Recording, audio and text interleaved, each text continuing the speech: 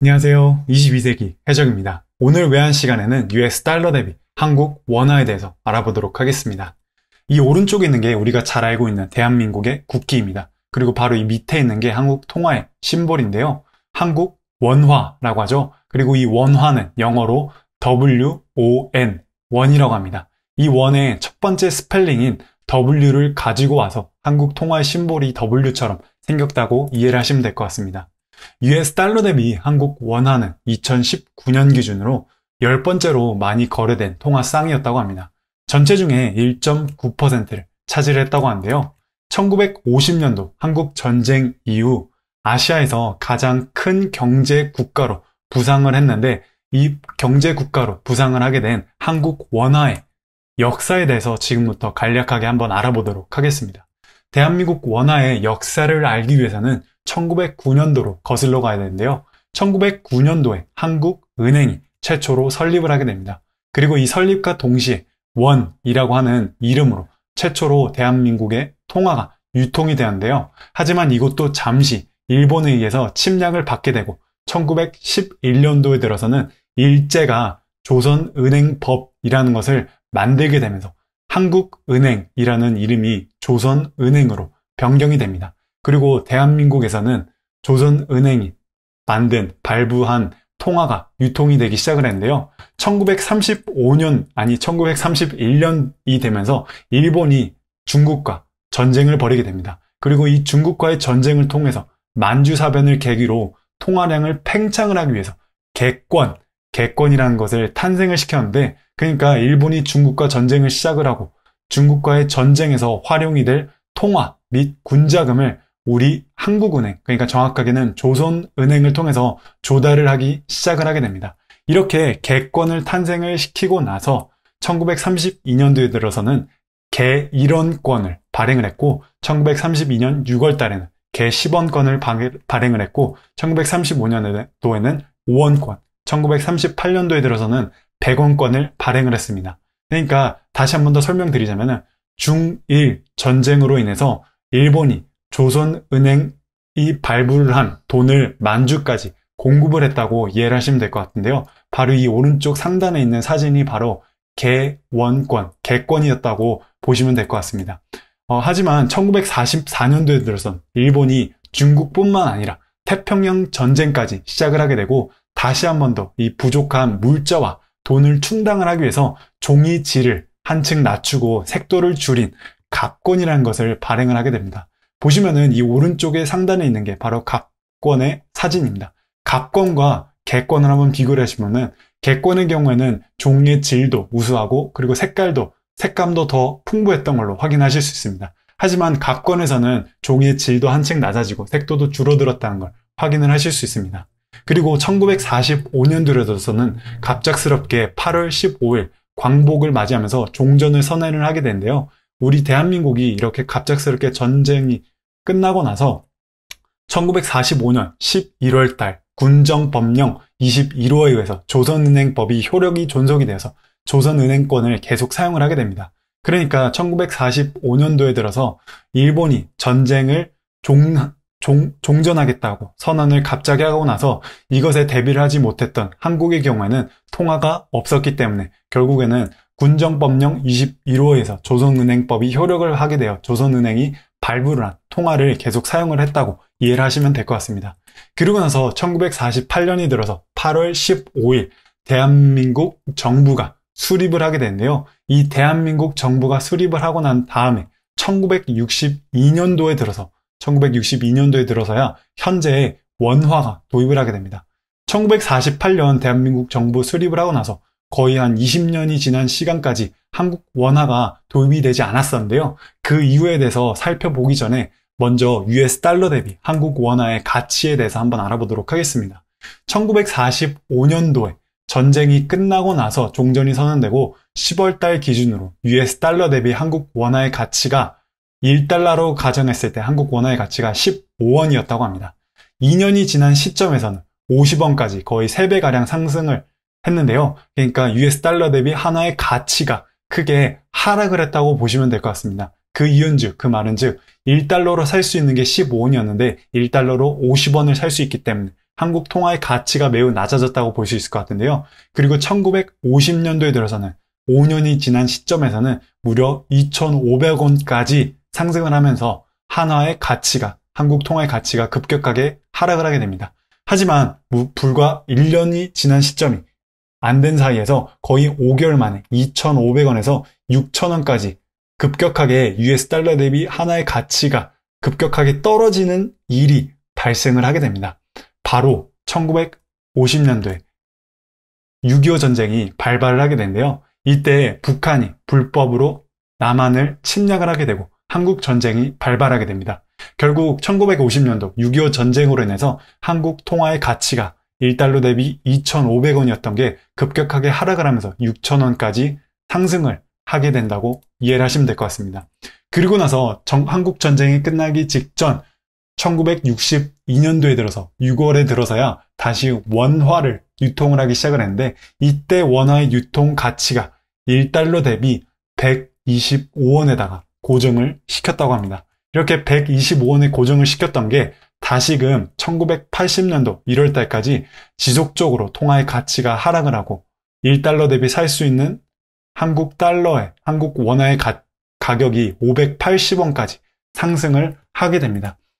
이렇게 1980년도에 들어서 US 달러 대비 한화의 가치가 580원까지 상승을 했었는데 또 다시 한 번 더 1997년도에 들어서 아시아 금융위기가 발생을 하게 되고 한국 통화의 가치가 급격하게 하락을 하게 됩니다. 이때 무슨 일이 발생을 했냐면요. 간략하게 설명을 드리자면 태국이 고정환율을 포기를 하게 되면서 동남아시아의 통화 위기가 전 세계의 경제 위기를 가져오게 된 금융사태라고 이해를 하시면 될 것 같습니다. 보시면은 태국, 타일랜드가 여기 있는데 이 타일랜드를 시작으로 말레이시아, 싱가포르, 인도네시아, 필리핀을 거쳐서 우리 대한민국까지 경제 위기를 가져왔는데 이때 경제 위기가 발생을 했던 게 태국이 1990년도에서 1997년도까지만 하더라도 연간 GDP 성장률이 9%나 되었습니다. 이렇게 태국의 경제가 급격하게 상승을 했었지만 결국에는 1997년도에 들어서 태국의 자산이 가치가 너무 지나치게 상승을 했다고 판단을 한 전 세계 투자자들이 태국 통화에다가 매도를 하기 시작을 합니다. 결국에는 태국이 이전에는 US 달러에다가 고정 환율을 했었지만 이것을 포기를 하고 태국 변동 환율로 받아들이게 됩니다. 결국 이 태국의 변동 환율로 인해서 태국의 통화의 가치가 급격하게 하락을 하게 되고 전반적으로 동남아시아의 통화의 위기가 오게 되면서 한국까지 이 영향을 미쳤다고 이해를 하시면 될 것 같은데요. 이 당시에 1997년도에 1달러당 2,000원까지 한국 돈이 2,000원까지 폭등을 했다고 합니다.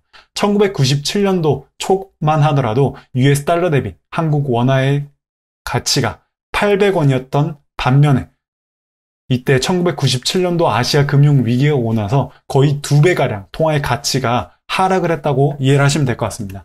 사진을 통해서 좀 더 쉽게 이해를 하실 수 있을 것 같은데요. 보고 계신 거는 US 달러 대비 한국 원화의 통화의 가치를 1995년도부터 2021년까지 보고 계신데요. 보시면은 말씀드렸던 것처럼 1997년도에 갑작스럽게 통화의 가치가, 한국 원화의 가치가 급격하게 하락을 하면서 1달러로 살 수 있는 한국 원화의 가격이 무려 2,000원까지, 가장 높았을 때는 2,000원까지 상승을 하게 됩니다.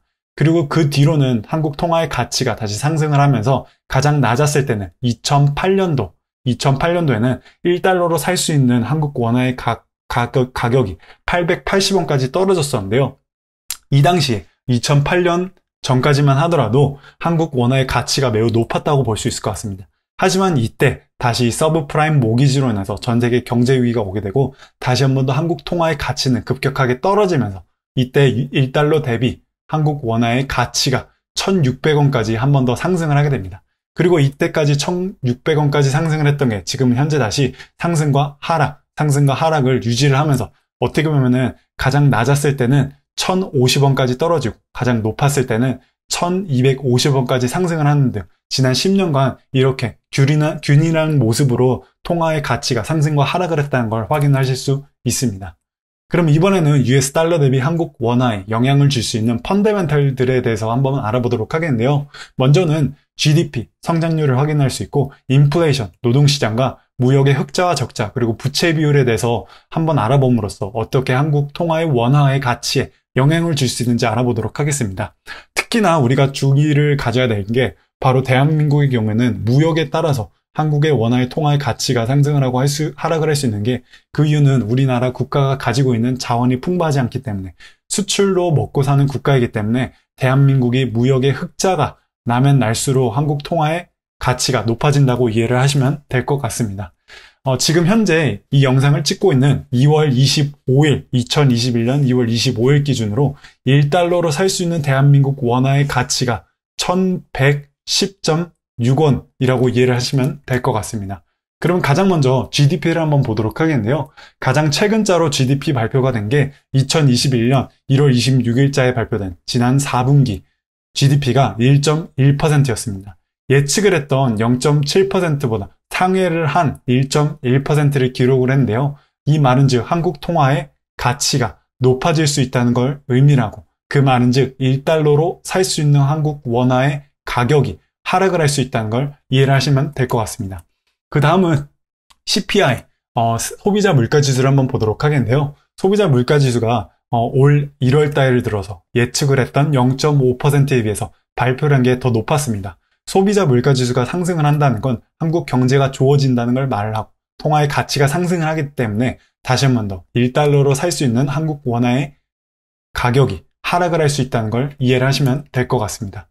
그 다음으로는 실업률을 한번 보도록 할게요.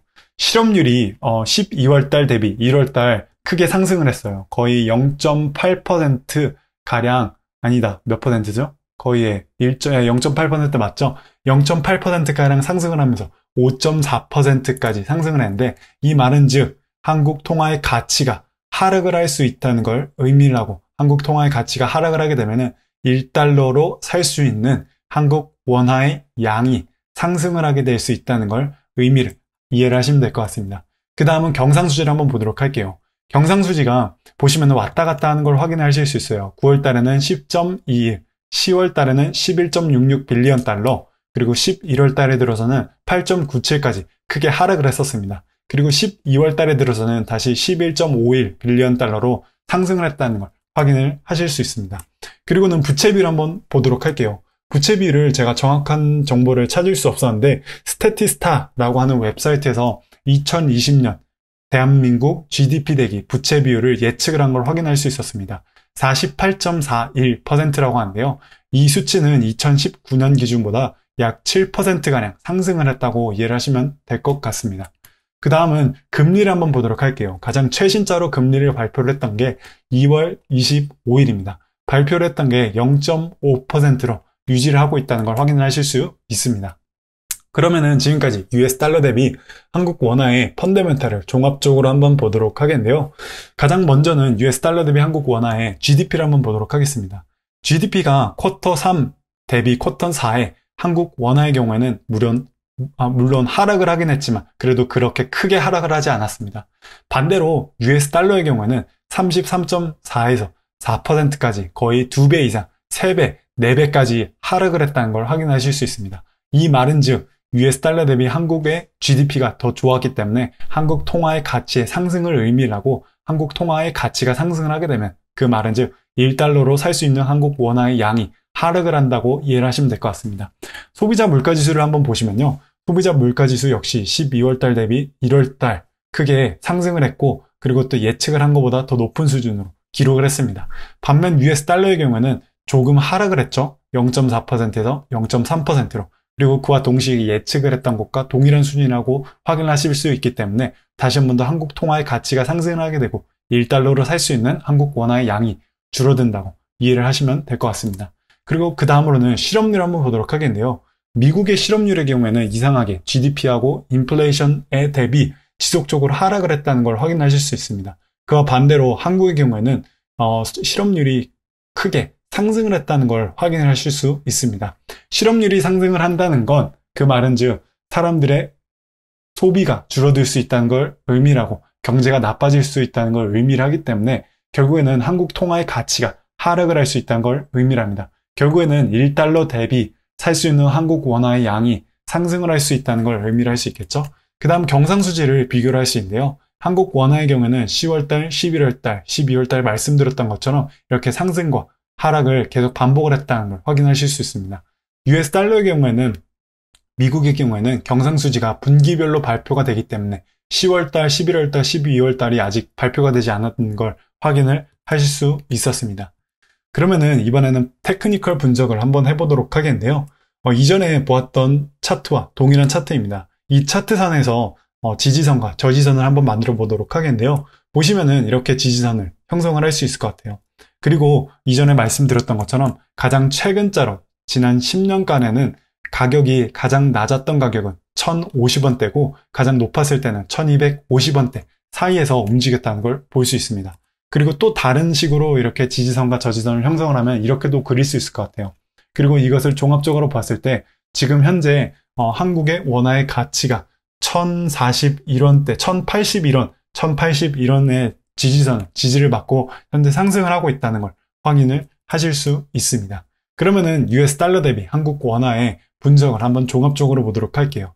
GDP만 보았을 때는 한국이 상회를 했습니다. 그리고 인플레이션만 보더라도 한국 원화가 상회를 했다는 걸 확인할 수 있고요. 그리고 실업률만 보았을 때는 미국이 하락을 했기 때문에 미국 달러에 긍정적인 영향을 미칠 수 있고, 그리고 한국의 경우에는 크게 상승을 했기 때문에 한국 원화의 가치가 떨어질 수 있다는 걸 이해를 하시면 될 것 같습니다. 그리고 마지막으로는 테크니컬 분석으로 보았을 때 지금 현재 1,081원 지지를 받고 현재 상승을 하고 있다는 걸 이해를 하시면 좋을 것 같습니다. 우리 모두가 경제적인 자유를 얻는 그날까지 22세 궤적이 함께하겠습니다. 감사합니다.